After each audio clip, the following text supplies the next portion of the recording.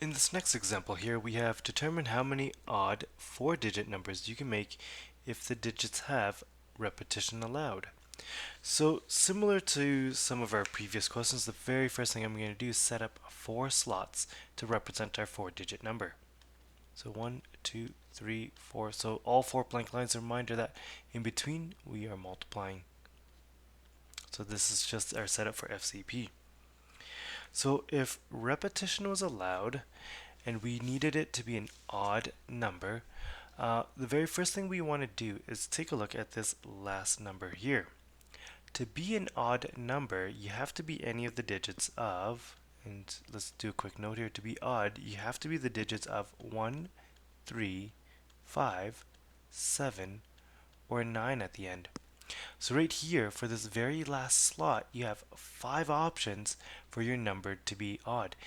If you were 2, 4, 6, 8, if you ended in a 2, 4, 6, 8, you'd be an even number because you're ending in 2, 4, 6, 8, and including 0, so 0, 2, 4, 6, 8, you'd be an even. But here to make an odd, you have to end in an odd. The other thing to note is if you want it to be a four-digit number, we write four-digit numbers, and this is just a quick side example, we would write a four-digit number as follows. You'd write it as 1, 2, 3, 4, and that's a four-digit number.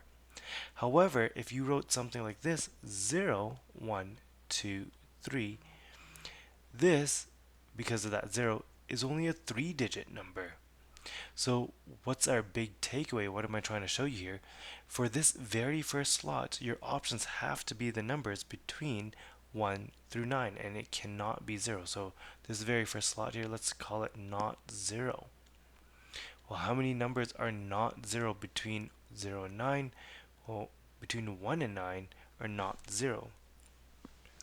So if you have now established that to be an odd number, you have 5 digits that can make it an odd number, and to be a four-digit number, it cannot be 0 in that first slot there.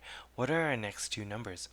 Well, the next two numbers could be anything between 0 to 9. And sorry, I didn't switch my colors, but that's okay. Between 0 and 9, 0 and 9, that's 10 options here, 10 options right here.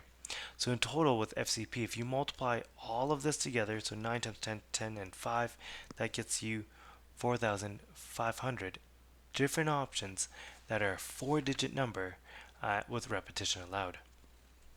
Part B, a bit tougher because it says no repetition allowed. So again, I'm going to start off with my four blank lines to represent my four-digit number. And of course, there's always multiplication in between. Again, I'm going to start off with this very last position here because we want to make an odd number. And again, to be an odd number, you have to be odd.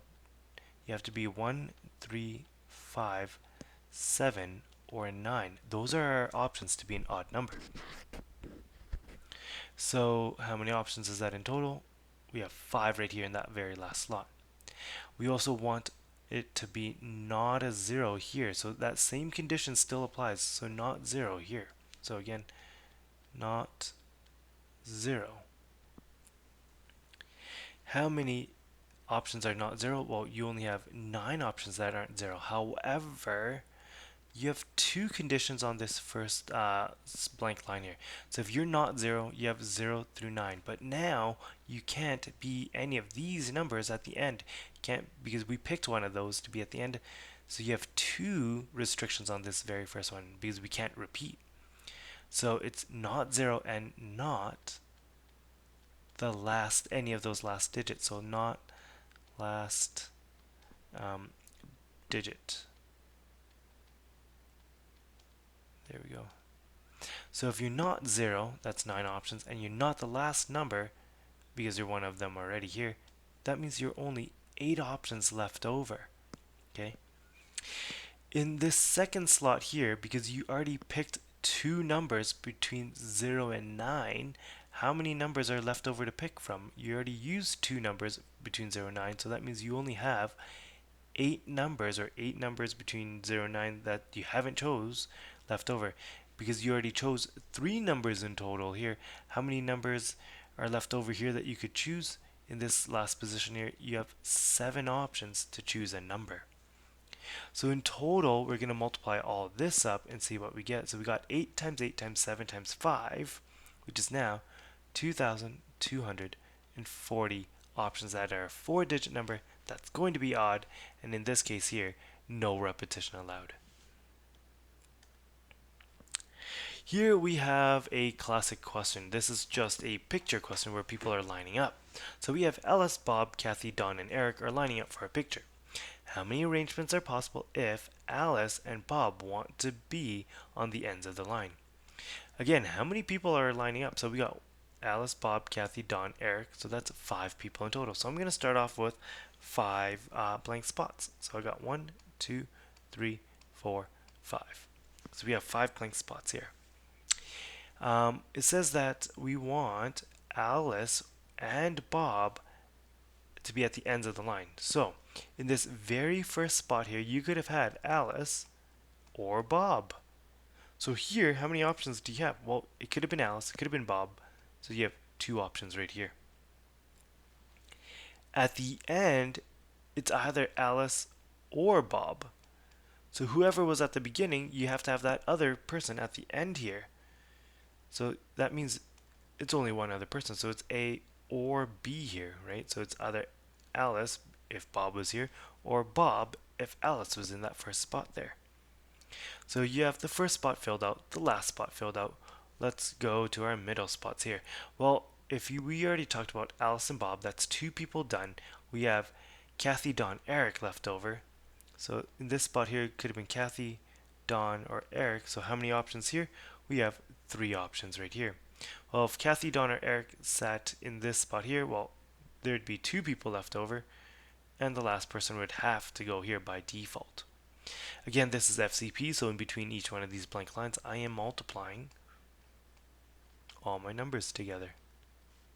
And once you multiply everything together, what do we get? We have 12. You have 12 possible arrangements with Alice and Bob at the ends of the line. Factorial notation. So this here is a new idea. This idea here is basically, let's do an example, and hopefully that'll get the idea across. So what are the total number of outcomes if we list the numbers 1 through 5 and we cannot have any repeats?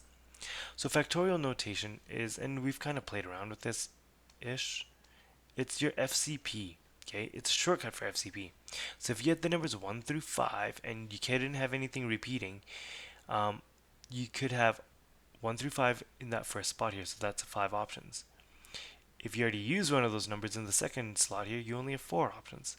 3, 2, and 1 option left over if you were the numbers 1 through 5 without repeats. Here, instead of writing down 5, 4, 3, 2, 1 every time, or if I gave you something like between 1 and 100 and doing 100 blank lines, there has to be a faster way to write this. So that's where factorial notation is going to come in. Instead of saying 5, 4, 3, 2, 1, and sorry, let's just finish this question off before we jump to factorial. If you multiply this all together, this is 120, by the way. We could have written 120 a slightly different way.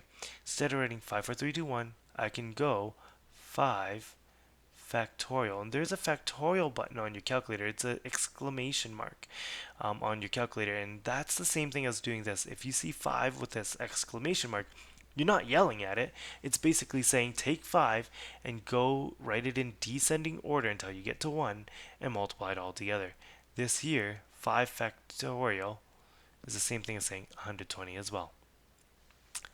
So, and that's what this note here is saying. It says there's an easier way to represent this answer of 5, 4, 3, 2, 1. It's 5 factorial.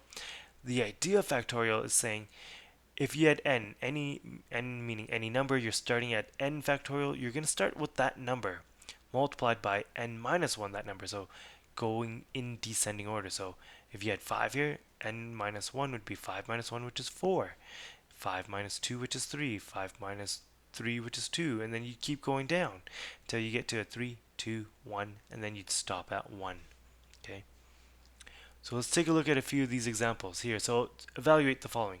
8 factorial divided by 6 factorial. So in this case here, instead of writing down, basically you could have written down something like 8 times 7 times 6 times 5 times 4 times 3 times 2 times 1. You could have written all of that down. That's a lot of writing. And in the denominator it'd be the same thing.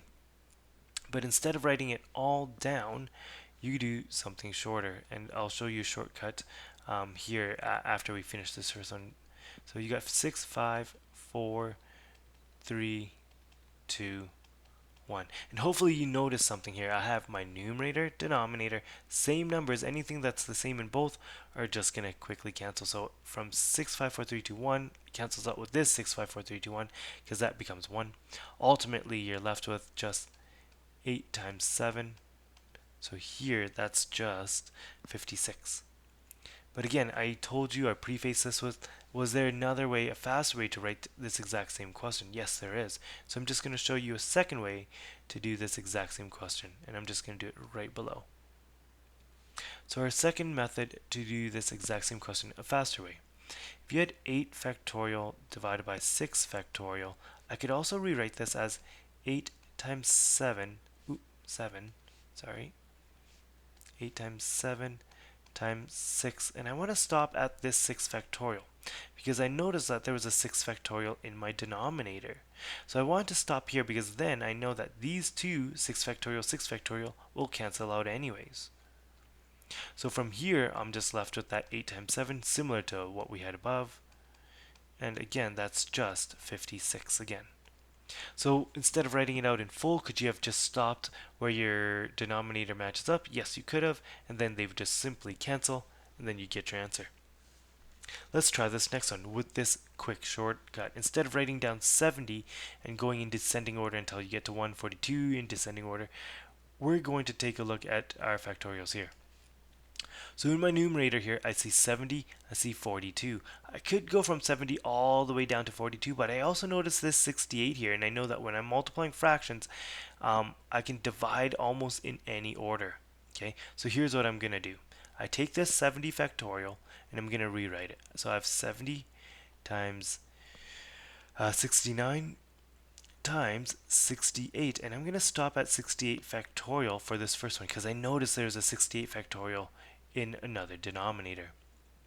So I'm going to write multiply by, and I'm going to have my 68 factorial here in preparation to cancel out with that numerator there. Over here, I have 42 versus 40. So what I want to do is start with the bigger factorial. Even though this is in your numerator, you always want to start with your bigger factorial. So let's see if we can go from the bigger to the smaller. So I'm going to go with 42 times 41 times 40, and I'm going to stop here at this 40 factorial because again I notice that there's a 40 factorial numerator that I can potentially cancel out. So here 68 and 68 factorials both cancel out, 40 factorial cancel out. So what are we ultimately left with? Here we have 70 times 69, 69, all that's divided by 42 times 41. Let's simply just evaluate and see what we get. So my numerator is going to be 4,830. Denominator, if I multiply that together, 1,722. Simplify on your calculator. This gets you down to 115 over 41. And again, you want to leave as an exact value. You don't ever want to rewrite as an approximate value, aka decimal. Leaving it as an exact value is much easier as an answer and much more correct. In example 3, we have solve this example here. So here, notice that we have just variables, really. There's no number involved. So what can we do? What we want to do is figure out which one of these factorials is bigger and go get the bigger factorial to match up to the smaller one. In this case, n factorial is bigger than n minus 2 factorial. So what I'm going to do is do a quick rewrite. So here, I'm going to say n is going to be multiplied by n minus 1 factorial. Or wait, sorry, not n minus 1 factorial, n minus 1, and then I'm going to do a bracket, n minus 2 factorial, because I see an n minus 2 factorial in my denominator, so I want to try to match them up so that I can eventually cancel them out. This is still equal to 110. Here my factorials and factorials will cancel out because it's the same. So I'm left with n times n minus 1, which I'm also going to distribute in. So multiplying this n into both. So I now have n squared minus n equals 110. Let's move that 110 over. So we have n squared minus n minus 110 is now equal to 0. And from here, let's solve for n. Well, the way I solve for this is to factor. So this here gets me n minus 11 times n plus 10. That's all equal to 0. Set each factor equal to 0 to solve for n. So here you'd have n minus 11 equals 0, so n is equal to positive 11. On the flip side, you have n plus 10 equals 0, so that's n equals negative 10 here. So which one of these two answers is correct? We're not too sure. Let's double check if we have any restrictions needed. Our restriction, we do have a domain here, so let's take a look at our domain. Our domain is going to say n minus 2 has to be, and I'm just going to write that as a restriction. Our restriction is n minus 2 has to be greater than or equal to 0. Well, what is that? Well, that's the same thing as saying n has to be greater than or equal to positive 2 if you move that 2 to the other side. Out of our two solutions, which one is greater than or equal to positive 2? We only have one of them that's greater than or equal to positive 2. So here, I'm going to box this answer, n equals 11, is our solution, whereas this over here is our extraneous solution. In the next example, simplify the following: n plus 3 factorial divided by n plus 5 factorial. Well, again, try to reduce that larger one to match up to the smaller one. Out of these two, my larger is in my denominator. So I'm going to do a quick rewrite. So I have my n plus 3 factorial in that numerator. It's going to stay where it is. This n plus 5 is larger, so I'm going to start my factorial process. So I have n plus 5, n plus 4, because I'm going in descending order, n plus 3, and notice, hey, we had an n plus 3 in our numerator, so I'm going to stop there, leaving that factorial there. These two factorials will cancel out. What do we have left over? It's not blank up top. Once these cancel out, that's just 1. So now I have 1 in my numerator divided by the n plus 5, n plus 4 left over. And I can leave my answer like this. I don't want to distribute it because it does say to simplify, and usually when you simplify, you want to leave it as factors. To finish off our lesson today, we have two keywords that we're going to be talking about. And then this is going to be our next two lessons. This is actually lesson 2 right here, permutations, and lesson 3 right here, combinations. So we have, given the following scenarios, discuss the differences between the two. A, for a track team, the coach needs to pick 4 players to run a relay out of 6 athletes. So that's scenario A. Scenario B is, for a track team, the coach needs to pick 4 players and orders them, keyword orders, and orders them 1, 2, 3, 4 to run the relay. So what is the difference between these two? Well, one, it's just in option A here, it's just choosing any 4 people. It doesn't matter who I'm choosing, I just need 4 athletes out of my total of 6. Down here in our second scenario, we still need 4. However, order does matter this time. We need to rank them 1, 2, 3, 4 in order to run the relay. So what is the difference between these two? The first one here, where there's no mention of an order, where you're just picking 4 people or 4 of whatever you need, this is what we would call a combination.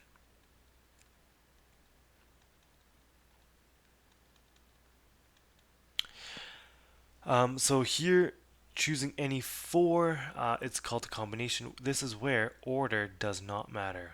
So order does not matter.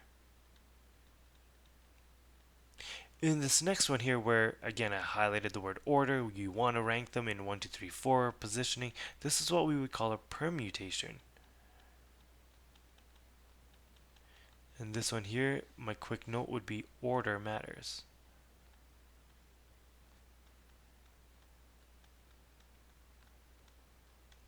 To top off our lesson today, we're going to ask you to figure out these last two examples. You're not really solving them. All you're writing down is, well, which one is it?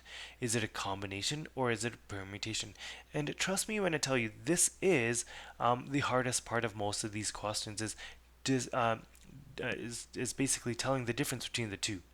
Does order not matter or does order matter? If order matters, permutation. If order doesn't matter, it's a combination. In example 1, let's take a look. So we have how many different 5-card poker hands are possible. If that's all we're given basically you can pick any 5 cards. So if it doesn't matter which 5 cards you're picking, this, and again, it doesn't matter what the 5 cards are, order doesn't matter, you could be any 5 cards. This is a combination.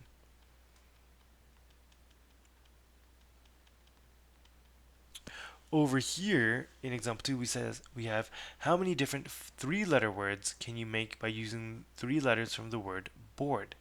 Is this a permutation or a combination? At first glance, if you're just picking any 3 letters, it could be any 3. It's looking like a combination. However, when you pick those 3 letters, because you have to put them in some sort of order of letter 1, so letter 1, 2, and 3 respectively, the moment you put down a letter, you're ordering them. And if there's order, therefore, that means this is a permutation.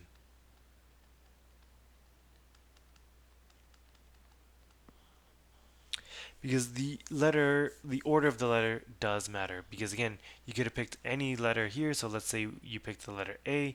Well, then what's the next letter? It could be R and D, right? And again, it doesn't matter what 3 letters you picked, but you do slot it in a particular slot to make your 3-letter word. So it could have been A, B, and O.